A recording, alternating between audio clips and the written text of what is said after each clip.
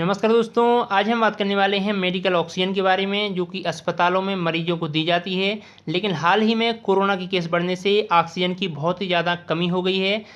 पूरे देश में ऑक्सीजन को लेकर किल्लत है। तो आज हम आपको इस वीडियो में यही बताने वाले हैं कि ऑक्सीजन कैसे बनती है, कैसे ये अस्पतालों तक पहुँचाई जाती है और भारत में अभी ऑक्सीजन का उत्पादन किस प्रकार से हो रहा है, कितनी इसकी क्षमता है और कितनी इसकी खपत हो रही है। तो वीडियो को शुरू से लेकर एंड तक आप देखते रहिए, हम आपको सारी जानकारी इस वीडियो में बताने वाले हैं। सबसे पहले बात कर लेते हैं कि ऑक्सीजन होती क्या है। ठीक है, मेडिकल ऑक्सीजन होती क्या है। तो ऑक्सीजन हमारे वायुमंडल में 21% ऑक्सीजन पाई जाती है। ठीक है, 78% नाइट्रोजन पाई जाती है और बाकी की 1% अन्य गैसें हैं, जिनमें कार्बन डाइऑक्साइड, हाइड्रोजन, नियोन, ये सारी गैसें होती हैं। ठीक है, ये रही हवा की बात। अब हम बात करते हैं जल की, कि जल में कितने प्रतिशत ऑक्सीजन पाई जाती है।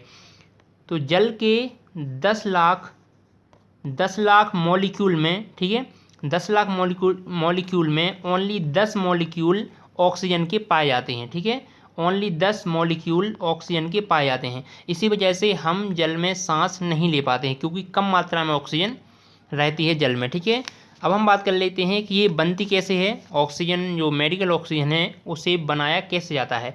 तो इसकी जो सबसे बड़ी विधि है वो ये है कि ये प्लांटों में बनती है। बहुत बड़े बड़े प्लांट रहते हैं, उनमें ऑक्सीजन को बनाया जाता है। ऑक्सीजन प्लांट में सबसे पहले हवा में से ऑक्सीजन को अलग कर लिया जाता है। ठीक है, एयर सेपरेशन तकनीक से, एयर सेपरेशन, ठीक है, एयर सेपरेशन तकनीक के द्वारा हवा को कंप्रेस करके उसे फिल्टर किया जाता है। ठीक है, एयर सेपरेशन तकनीक द्वारा हवा को सबसे पहले अच्छी तरीके से कंप्रेस किया जाता है, फिर उसे फिल्टर किया जाता है, ताकि जो अशुद्धियाँ हैं, हवा में जो अशुद्धियाँ मौजूद हैं, वो मतलब आसानी से अलग हो सकें। ठीक है, फिर उसे फिल्टर करके, ठीक है, फिल्टर की हुई हवा को ठंडा किया जाता है। ठंडा करने के बाद उसे आसवन विधि द्वारा, आसवन जिसे डिस्टिल भी कहते हैं, डिस्टिल मेथड भी कहते हैं, तो आसवन विधि द्वारा बाकी गैसों को ऑक्सीजन से अलग कर लिया जाता है। ठीक है, O2 को अलग कर लिया जाता है और बाकी गैसों को अलग कर लिया जाता है। ठीक है, O2 को छोड़कर बाकी गैसों को अलग कर दिया जाता है। इसी O2 को, मतलब इसी ऑक्सीजन को जब ठंडा किया जाता है तो ये लिक्विड में बन जाती है, मतलब लिक्विड फॉर्म में आ जाती है। और इसे ही इकट्ठा करके, ठीक है, इसे ही इकट्ठा करके बड़े बड़े टैंकरों में इनमें भर दिया जाता है। ठीक है, इन टैंकरों में भरने के बाद इन्हें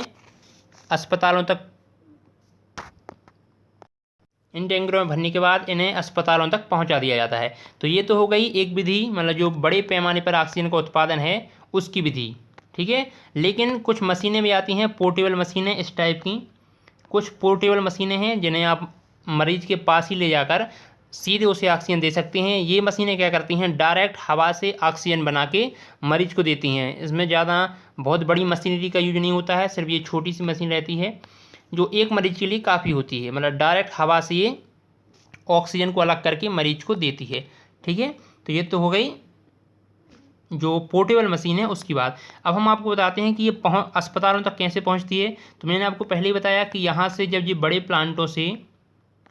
बड़े प्लांटों से ऑक्सीजन बन के तैयार हो जाती है, तो इन्हें इन बड़े बड़े टैंकरों में भरकर, ठीक है, ये बहुत बड़े ऑक्सीजन के टैंकर होते हैं, इन टैंकरों में भरकर अस्पतालों तक पहुँचाया जाता है। अस्पतालों में पहुँचने के बाद कुछ इस तरीके से अस्पतालों में पाइप लगे होते हैं, जिनमें सिलेंडर को फंसा के मरीज का जो बेड होता है, मरीज के बेड तक इन्हें पहुंचाया जाता है। मरीज जहां पर भी एडमिट होता है वहां पर पाइपों के द्वारा ऑक्सीजन की सप्लाई की जाती है।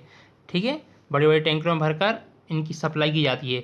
लेकिन एक इसकी विधि और भी है। अगर छोटे अस्पताल जो होते हैं उनमें ये वो वाली विधि नहीं रहती है, तो उनके लिए ये वाली तकनीक अपनाई जाती है। जो छोटे छोटे सिलेंडर रहते हैं, ये वाले छोटे सिलेंडर रहते हैं, इनको मरीज के बेड के पास ले जाया जाता है और उन्हें सीधे ऑक्सीजन दी जाती है। जिन अस्पतालों में पाइप वगैरह की व्यवस्था नहीं रहती है, उन अस्पतालों में सीधे सिलेंडर मरीज के पास ले जाकर, ठीक है, सीधे सिलेंडर मरीज के पास ले जाकर उन्हें ऑक्सीजन दी जाती है। ठीक है, इस तरीके से। अब हम बात कर लेते हैं भारत में कितने बड़े लेवल पर इसका उत्पादन हो रहा है ऑक्सीजन का। तो भारत में 10 से 12 बड़े बड़े उद्योग हैं, बड़े बड़े निर्माता हैं जो बहुत ही बड़े लेवल पर ऑक्सीजन का उत्पादन करते हैं। इनमें गुजरात में है एक, जिसका नाम है ठीक है, गुजरात की जो सबसे बड़ी इंडस्ट्री है आईनॉक्स, ठीक है, आईनॉक्स करके एक कंपनी है जो कि भारत आईनॉक्स एयर, ठीक है, आईनॉक्स एयर करके एक बहुत बड़ी कंपनी है गुजरात में, जो कि भारत का सबसे बड़ा निर्माता है ऑक्सीजन का। सबसे ज़्यादा ऑक्सीजन यहीं पर बनती है, ठीक है। अभी हाल ही में मध्य प्रदेश ने भी ऑक्सीजन यहीं से ली थी, ठीक है, इमरजेंसी ऑक्सीजन। इसके बाद दिल्ली की बात करें तो दिल्ली में भी एक कंपनी है जिसका नाम है गोयल एमजी,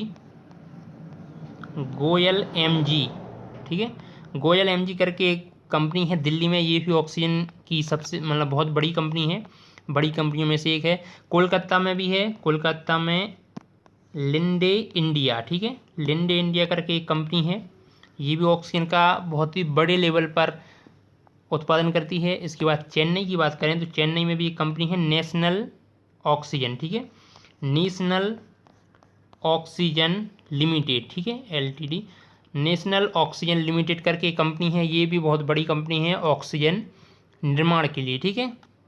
इसके अलावा 500-600 मतलब 500 से अधिक, इसके अलावा 500 से अधिक छोटे छोटे प्लांट हैं जो ऑक्सीजन का उत्पादन कर रहे हैं, ठीक है। भारत में अगर रोज़ाना मांग की बात की जाए कि रोज़ाना खपत कितनी है, तो अभी 2000 मीट्रिक टन, ठीक है, 2000 मीट्रिक टन भारत में डेली की खपत है ऑक्सीजन की। लेकिन भारत की अगर हम क्षमता की बात करें तो 6400 मीट्रिक टन इसकी क्षमता है उत्पादन की। लेकिन इतनी सारी ऑक्सीजन सीधे ही मेडिकल ऑक्सीजन में कन्वर्ट नहीं होती है। ये जो ऑक्सीजन रहती है ये अलग अलग उपयोग में आती है, जैसे कई उद्योग चलते हैं इससे, टेक्सटाइल उद्योग हो गया, बहुत सारे ऐसे उद्योग हैं जिसमें ऑक्सीजन की ज़रूरत पड़ती है। तो ये जो 6400 मीट्रिक टन ऑक्सीजन का उत्पादन होता है ये सीधे मेडिकल ऑक्सीजन नहीं होती है, ठीक है, इन्हें अलग अलग उद्योगों में लगाया जाता है, ठीक है। लेकिन अभी हाल ही में क्या हुआ है, कोरोना की वजह से सभी कंपनियों को जो भी निर्माण कर रही हैं उन्हें यही कहा गया है कि आप सीधे मेडिकल ऑक्सीजन का निर्माण कीजिए, क्योंकि कोरोना बहुत ज़्यादा बढ़ रहा है और कोरोना के मरीजों के लिए ख़ास तौर पर मेडिकल ऑक्सीजन की आवश्यकता रहती है, ठीक है, क्योंकि इनके फेफड़े ख़राब हो जाते हैं, ठीक है, इनके फेफड़े ख़राब हो जाते हैं जिस वजह से इन्हें बाहर से ऑक्सीजन लेनी पड़ती है, ठीक है, ताकि ये बचे रह सकें, ठीक है। तो ऑक्सीजन के लिए सबसे बड़ी समस्या ये है कि कोरोना की वजह से ऑक्सीजन की जो खपत है बहुत ज़्यादा बढ़ चुकी है। अभी हाल ही में खबर आई थी अभी कि 50,000 मीट्रिक टन ऑक्सीजन बाहर से आयात की जा रही है ताकि इमरजेंसी में से यूज किया जा सके। ऑक्सीजन की खपत इतनी ज़्यादा बढ़ गई है एकदम से, क्योंकि अब बहुत सी मरीज एडमिट हैं, अस्पताल लगभग फुल हो चुके हैं, हर राज्य में ऑक्सीजन को लेकर किल्लत है, लोग कहीं से भी बाहर से ऑक्सीजन ला कर व्यवस्था कर रहे हैं, कई लोग मर रहे हैं बिना ऑक्सीजन की वजह से, क्योंकि बहुत सारे अस्पताल ऐसे हैं जहां पर एकदम से ऑक्सीजन ख़त्म हो जा रही है और लोग मर रहे हैं, ठीक है। एमपी हो, महाराष्ट्र हो, गुजरात हो, यहाँ पर हालत बहुत ही ज़्यादा ख़राब है, अस्पताल पूरी तरीके से भरे हुए हैं, बेड फुल नहीं हैं, मतलब बेड जो हैं वहाँ के बहुत सारे भरे हुए हैं, ऑक्सीजन की कमी है, ऑक्सीजन सिलेंडरों की कमी है। कई अभी दिक्कत ये आ रही है, एमपी में ऑक्सीजन तो मिल चुकी है एमपी के लिए, लेकिन उसे लाने के लिए टैंकर की जो बड़े बड़े टैंकर चाहिए होते हैं ना, हमने आपको बताया था ये वाले, तो इन टैंकरों की कमी है जिस वजह से लाने में दिक्कत हो रही है बहुत ज़्यादा। तो भारत में ऑक्सीजन की बहुत ही ज़्यादा किल्लत बढ़ चुकी है। आशा है कि आपको वीडियो पसंद आया होगा। अगर वीडियो पसंद आया है तो प्लीज़ इसे लाइक ज़रूर कर दें।